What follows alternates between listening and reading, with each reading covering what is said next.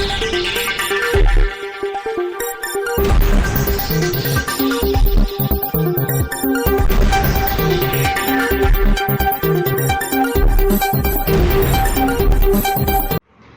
તાલુકાના કંથકોડ ગામમાં યુવાન ઉપર હુમલો કરનાર 4 શખ્સો સામે સામખિયાળી પોલીસે ગુનો નોંધી કાયદેસરની કાર્યવાહી હાથ ધરી છે.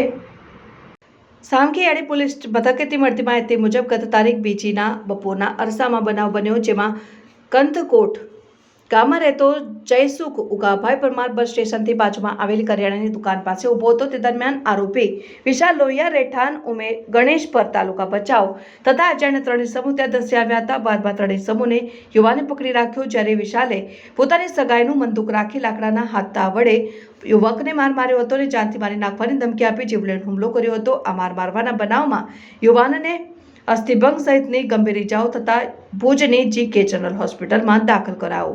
આ અંગે સામખિયાળી પોલીસે ગુનો નોંધી કાયદેસરની કાર્યવાહી હાથ ધરી છે. રિપોર્ટર ભરત ઠાકોર, સિનોર સમાચાર ન્યૂઝ, અંજાર, કચ્છ.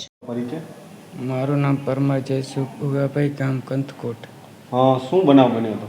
બનાવમાં હું બસ સ્ટેપે ગયો હતો, તો ત્યાં મને એ વિશાલ લોહિયા અને એના 5 સાથીદારો મારા ઉપર હુમલો કરી જાન લેવા ને ઈજા ઉપાડી મારા માથો ફાડી નાખ્યો, પગ ફ્રેક્ચર કરી નાખ્યો, ધોકા વડે ઢોરમાર મારી અને મને જાન લેવા હુમલો કર્યો.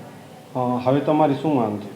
મારી માંગ એ છે કે જે મેં પોલીસ ફરિયાદ કરી છે તે પોલીસે નોર્મલ કેસ બધા લખ્યા છે, કલમો લગાવી છે. મારો કહેવાનો એ છે, મને એમને વિશાલે જતાં કીધું તું બચીશ તો તને મારી નાખી, એના ઉપર કલમ લગાવી કાર્યવાહી આગળ કરે. મારી માંગ પોલીસ સામે એ છે.